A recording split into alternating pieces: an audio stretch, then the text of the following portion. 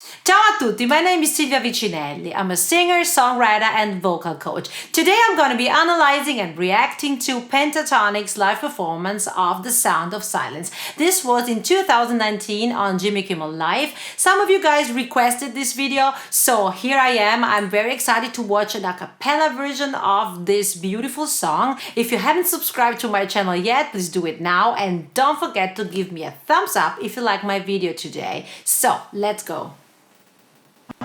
Friend, I've come to talk with you again, because a vision softly creeping left its seeds while I was sleeping, and the vision that was planted in my brain still remains within the sound of silence. Scott has such a beautiful voice. He has this beautiful, warm, rich tone, and this note at the end was very low. I was surprised. He sings in the beginning, at the end of every sentence, on consonants, on N and ing, I believe. So he sings, "Hello darkness, my old friend, I've come to talk with you again, because a vision softly creeping left its seat while I was sleeping." So ing and n. After those sentences, he doesn't do that anymore. There are more n's at the end of the phrases, but he doesn't do that. He opens up. So, for example, within the sound of silence, he would not do sound of silence. That would sound horrible. So why is he doing that in the beginning? He's doing that to keep the sound more intimate, to keep the sound a little bit held back. So if you sing, "Hello darkness, my old friend," you open too much, and he wants to keep it soft. So that is the reason. I mean, in formal vocal training in school, the first thing that you hear is never sing on consonants. And that's true for classical music, but in pop music, there's always an exception to the rule. And, to create this kind of effect, this is perfect. And he has great control of his voice. Sounds really, really beautiful. So let's go on. Restless dreams I walked alone, narrow streets of cobblestone, beneath the halo of a street lamp, I turned my collar to the cold and damp, when my eyes were stabbed by the flash of the neon light that split the night and touched the sound of silence. That's so cool.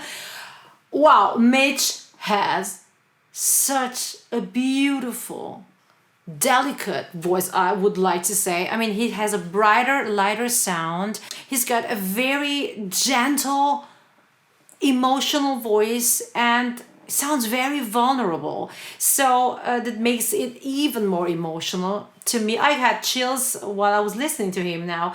So he has also this beautiful, natural forward placement of his voice here in the vocal mask. That's where the sound should be. That's where the sound resonates. And you can see that he's almost not opening his mouth while he's singing, because he doesn't need that.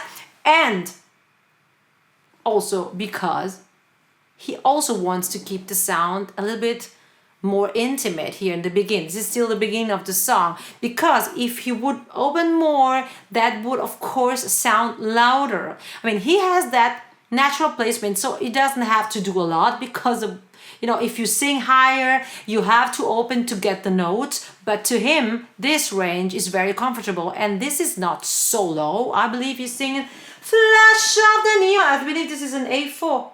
Yeah, A4. So for most male singers, an A4 is a note where you work for.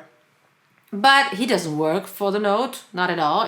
He sounds like he can do so much more up there, and he can. So he keeps a little bit more close to hold back, and if he would do that more open, that would sound. I'll make you an example.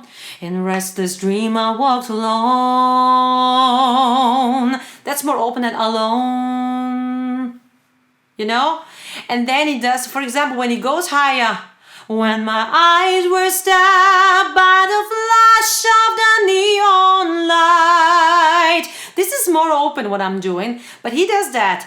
When my eyes were stabbed by the flash of the neon light. So you hear that is not that loud. It has a different volume and intention. So no casualty here as well.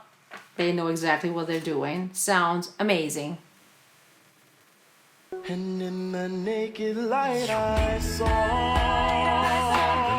10,000 people, maybe more. People talking without speaking.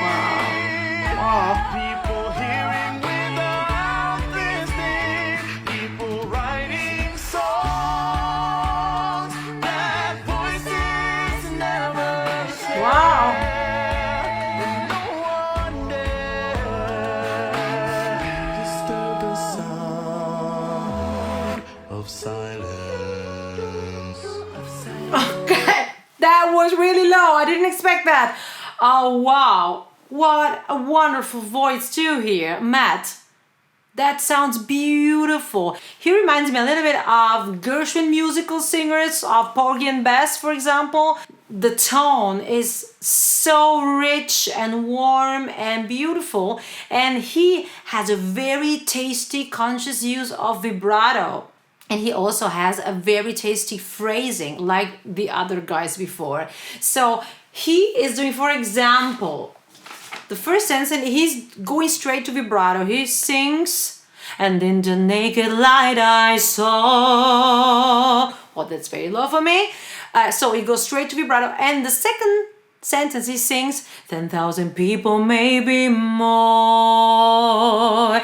And he adds the vibrato at the end of more. He doesn't do the vibrato on the whole word. So that is also no casualty. So he also knows exactly what he's doing.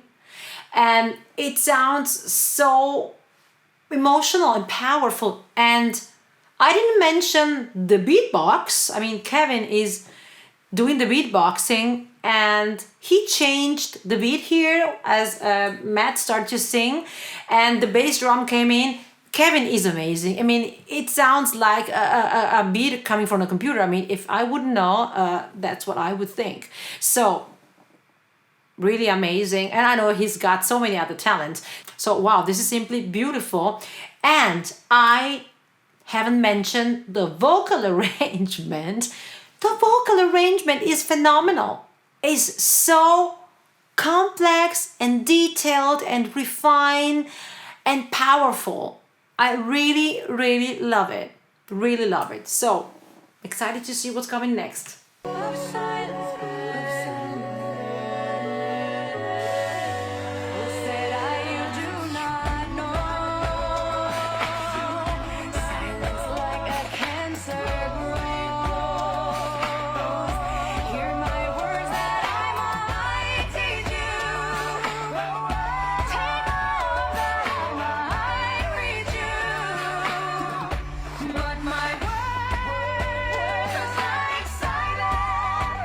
Wow. Wow. And echoed in the wells of silence.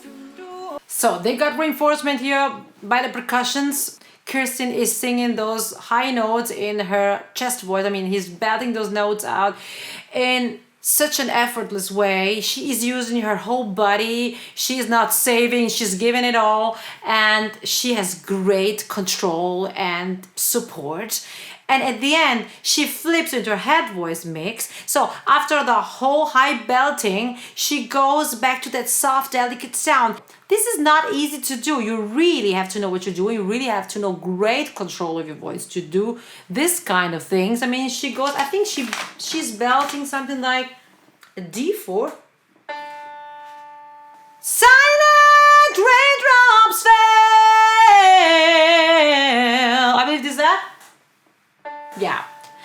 And echoed in the wells of silence. So she goes from that high belting in this world, and she is almost singing was. Of course, she has to change the vowel a little bit in the direction of O. That helps to put the sound in the vocal mass, to put the sound forward when you go in your head mix. So you don't sing what, you sing what. That makes the sound rounder. This is really amazing. They're all fantastic singers. So what's coming next now? Scott.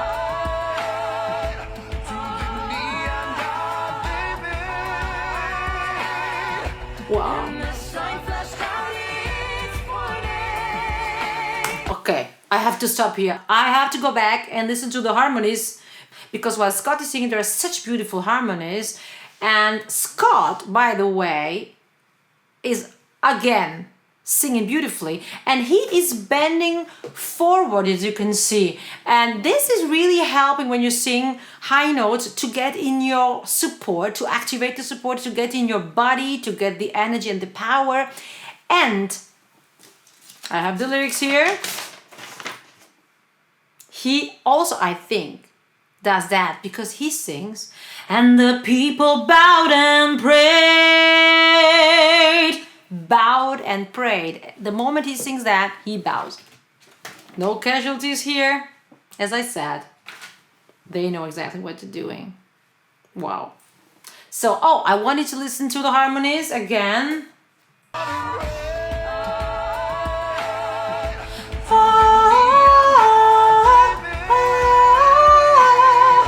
Wow.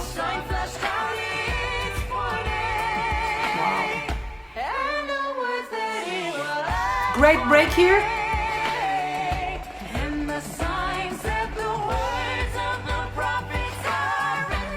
Yeah, now they're opening.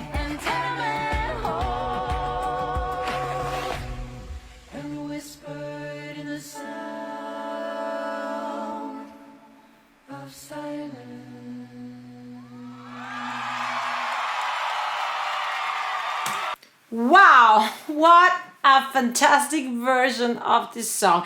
I must admit, I was a little bit skeptical because The Sound of Silence is such a big song. It's a song that wrote a piece of music history, and a cover made a couple of years ago, by an a cappella group. I said, what's that? I mean, how can that sound? So now I know how that sounds, and that is phenomenal. When you cover a song like that, you really have to do it well because, as I said, it's a piece of music history. It's a very big, important song, has a very big spirit. And they changed it, of course, completely and has a different energy. I mean, it's very uplifting here and louder, energetic, powerful, but it keeps a certain depth. That was important to me. And the vocal arrangement is everything. Of course, a good vocal arrangement with bad singers doesn't sound good at all. But the combination of this vocal arrangement with those great artists there on stage is boom. So now I understand why they have millions of fans on the face of the earth. So thank you again for the suggestion. I always read your comments and suggestions, so write it in the comment if you have some new ideas for me. And don't forget to subscribe to my channel if you haven't do it yet, and give me a thumbs up if you liked my video today. So see you soon. Thanks for watching. Ciao.